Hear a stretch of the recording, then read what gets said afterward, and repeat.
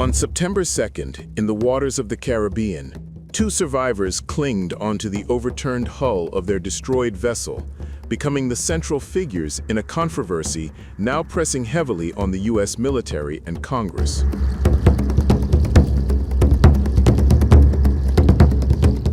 Video of the incident reportedly shows the two men waving towards something overhead. What that gesture meant has become the subject of conflicting interpretations. Some observers believe it may have been an attempt to surrender, raising questions about whether the follow-up strike complied with the rules of armed conflict. Others argue the survivors may have been signaling for rescue, possibly having seen an American aircraft, but the footage does not confirm whether they actually spotted it. According to the New York Times, military officers briefing Congress suggested a third explanation, that the survivors were attempting to alert other traffickers in a plane or boat. Lawmakers who viewed the video rejected that reasoning, noting there were no such vessels or aircraft visible or detected. The ambiguity has complicated the Pentagon's account of what happened during the first strike of the Trump administration's new maritime counter-narcotics campaign. At the time, the individuals on the boat had no indication that the U.S. had secretly declared an armed conflict against drug cartels, nor that they were considered combatants. Admiral Frank M. Bradley reportedly presented a clearer, more complete version of the strike video to lawmakers in classified briefings. He explained that War Secretary Pete Hegseth had ordered the boat sunk, the drugs destroyed, and the traffickers killed.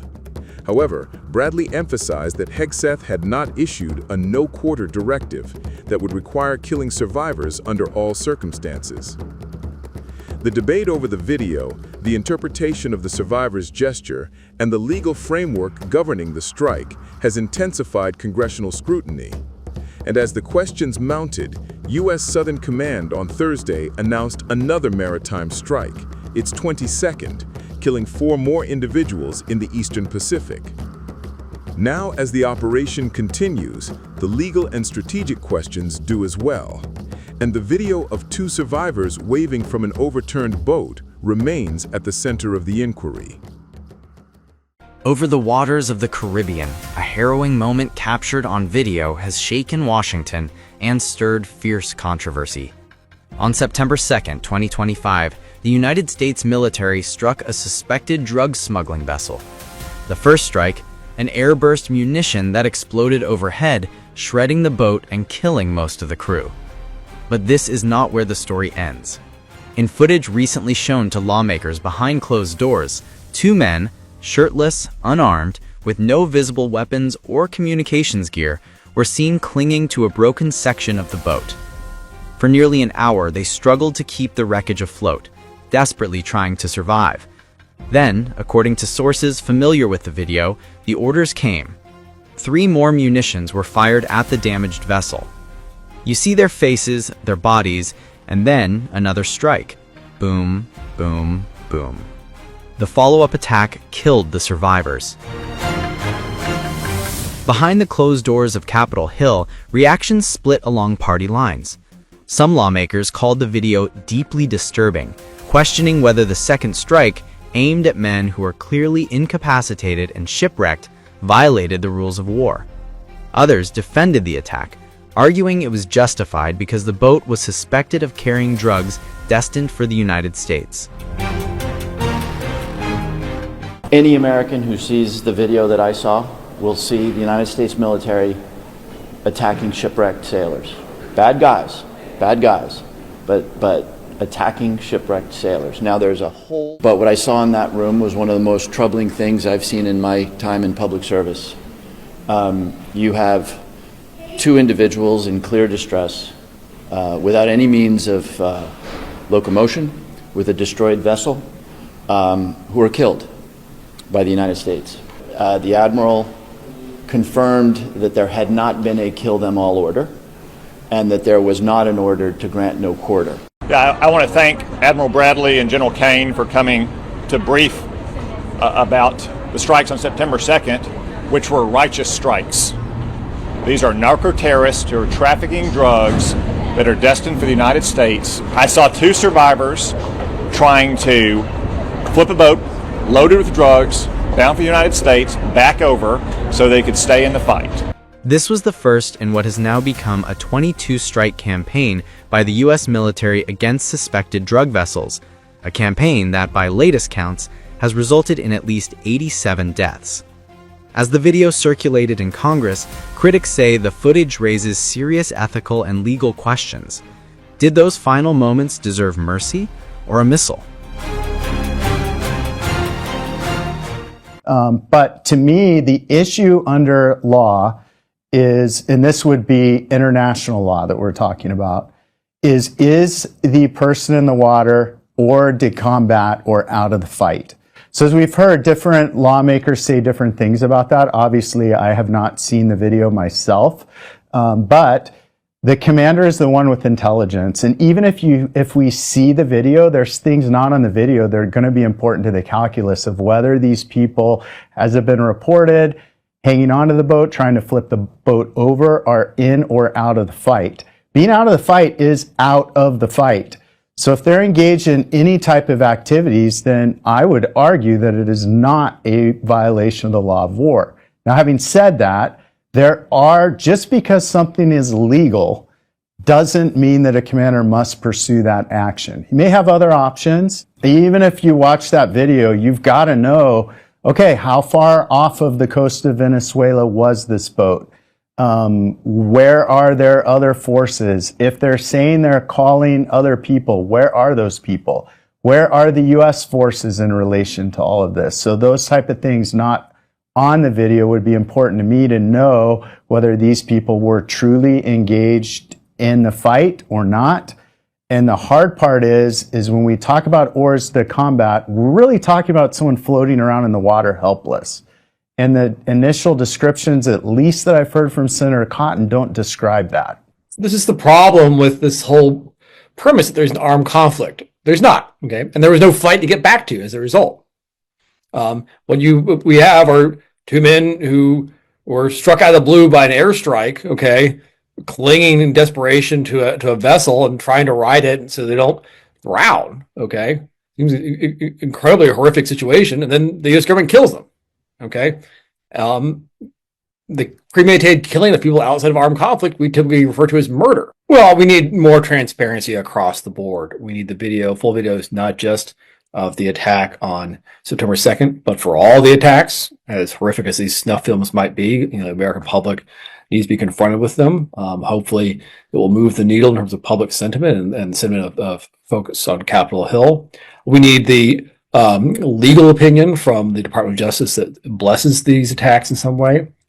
And we need a full accounting of the policy processes that led to this boat bombing campaign and what's actually going on within the military, the Pentagon.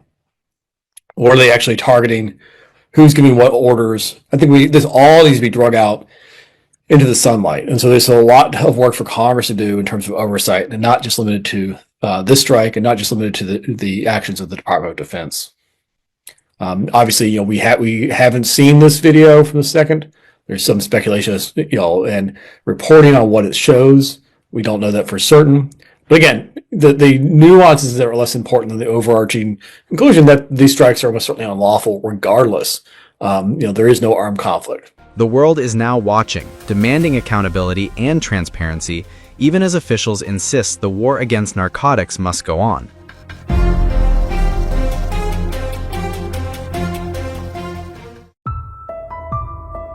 A rare classified confrontation on Capitol Hill delivers its clearest headline yet. Admiral Frank Mitch Bradley says there was no kill-them-all order from Defense Secretary Pete Hegseth. But the video of what actually happened on the Caribbean waves is raising questions far louder than the Admiral's denial. Bradley, the Navy commander who oversaw the September 2 strike on an alleged drug boat, briefed lawmakers behind closed doors. The room split the moment members walked out. Senate Intelligence Chair Tom Cotton defended Bradley, insisting the Admiral was very clear: no order to give no quarter, no directive to kill survivors. But Democrats who saw the same footage say the video tells a far more disturbing story. Representative Adam Smith, the top Democrat on the House Armed Services Committee, emerged visibly shaken. His description: two shirtless men clinging to the bow of a capsized boat, unarmed, adrift, waving at one point, until a second round of missiles killed them. Congress is investigating whether Bradley ordered that follow-on strike to satisfy Hegset's alleged demand to destroy the drugs and eliminate all 11 people on board.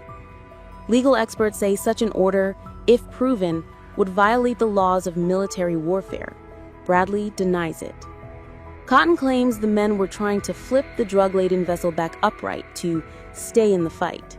But Democrats say there was no fight to stay in. No engine, no mobility, no communication, no distress call. Just two men in the water and 4 incoming missiles. Yeah, I want to thank Admiral Bradley and General Kane for coming to brief about the strikes on September 2nd, which were righteous strikes. These are narco-terrorists who are trafficking drugs that are destined for the United States to kill thousands of Arkansans and millions of Americans. The first strike, the second strike, and the third and the fourth strike on September 2nd were entirely lawful and needful, and they were exactly what we would expect our military commanders to do. What exactly did you see in terms of the video of the second strike? Were there survivors? I saw 2 survivors trying to flip a boat loaded with drugs down for the United States, back over, so they could stay in the fight.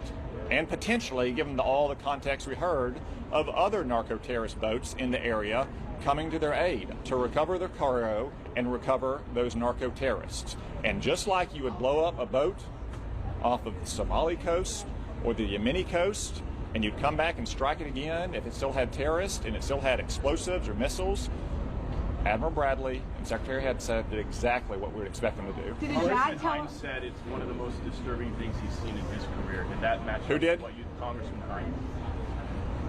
No, I didn't see anything disturbing about it. What's disturbing to me is that millions of Americans have died from drugs being run to America by these cartels. What's gratifying to me is that the president has made the decision, finally, after decades of letting it happen, that we're going to take the battle to them. And we're going to continue to strike these boats until cartels learn their lesson that their drugs are no longer coming to America. Did a military JAG say that the second and follow-on strikes were all lawful? Yes, look, this is not like a firefight in some cave in Afghanistan that had 3 people. This was witnessed by literally hundreds of uniformed and civilian personnel at the Pentagon, at Fort Bragg, at other installations. Dozens of them were lawyers. Everybody was watching. Everybody had seen the intelligence and the legal basis leading up to these strikes. Everyone was present during it, and that continues to be the case. There's been no change in the guidance or the order that the Secretary has given to our troopers. And in subsequent strikes, there's an example where survivors actually were shipwrecked and distressed and not trying to continue on their mission. And they were treated, as they should be, as non-combatants. They were picked up by U.S. forces. Just an example of how, of course, our military always obeys the laws of war. Our military also acts within appropriate lawful authority to target these narco-terrorists. But Congressman Hines also said that according to what he saw in that video, the 2 who survived trying to get back on the boat, there was no way they could have conducted further operations or anything like that. Do you disagree with Jim may disagree with the entire operation. He may be okay with drug boats running to America, or at least thinking that it's an effective tactic to interdict them. I just disagree with that. These are narco-terrorist, foreign designated terrorist organizations who are bringing drugs to our shores that have killed millions of Americans and thousands of Arkansans. If you think these strikes are justified and righteous, as I do, and I want them to continue, then of course the second strike, when you have 2 survivors who are trying to flip their boat back over and continue on their mission, remain in the battle. Unlike a subsequent strike in which there was no such indication and they were what's called distressed or shipwrecked under the laws of the sea and the law of armed conflict, and our military went out and picked them up. Is it your expectation that these strikes will continue? It's my expectation and my deep hope that these strikes will continue. What about on land? The president has said that strikes could happen on land. Is that something you would support? If necessary to stop the flow of drugs into the United States and protect our communities and our children, we should take force to these cartels wherever they are authorized. Should the video be more common as strikes continue? Say again? Should briefings become far more common as strikes continue? No, look, it's not Congress's role to sharpshoot every single tactical decision. This was the first strike, so understandably the Secretary and Admiral Bradley wanted to be involved in it, but subsequent strikes, again, we don't expect admirals and the Secretary of Defense to be approving patrols in Iraq or Afghanistan during the war on terror in those places. They shouldn't be involved in every single decision here, nor should Congress be sitting there sharpshooting and Monday morning quarterbacking. But yesterday the president told reporters that this is war regarding the actions with Venezuela. So that seems like an escalation that Congress would want to be a part of. Well, look, they came up here today to brief us because of the lies that were in the Washington Post last Friday to clear the air. I advise them next time to immediately put out what they told us today, because if they had put it out on Friday or Saturday, you wouldn't have the 6 days of controversy. I think you would have had the American people very satisfied that we have such a high degree of professionalism in our military, and the president is taking the battle to these narco-terrorists. So you believe the whole video should be released in its entirety? I mean, I'll leave that to the Department of Defense and whether or not there's anything in there they don't want to release. I didn't see anything in there that concerned me. Look, these videos have been made and released for 25 years. Like, you've all seen videos that have been released of drone strikes or helicopter strikes on terrorist groups in Afghanistan or Syria or Iraq or Yemen. There's nothing novel or new here. Just because it happened on water doesn't make any different than happening on land. So there was no change in protocol or policy from September 2nd through the rest of the strikes? Nope. General Kane made it clear multiple times under questions from me that the orders have not changed from the first strike to today. So the actions that our military took on September 2nd and the actions they took on a subsequent strike in which there were distressed shipwreck that were deemed non-combatant is happening under the same legal standards and operation order. Was there a kill-all order from Secretary Hexet? No, both. Admiral Bradley was very clear that he was given no such order, not to give no quarter or to kill them all. He was given an order that, of course, was written down in great detail, as our military always does. But was there a vocal order as well? There was no vocal order either. After what you heard today, do you think it's appropriate for Senator Wicker to be launching a continuous investigation into the second strike?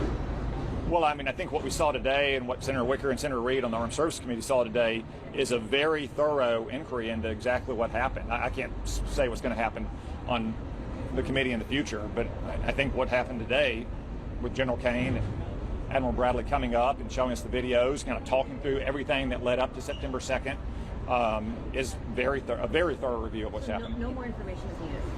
I don't personally need any more information, no. If the Senator, how far administration apart were those strikes on September 2nd?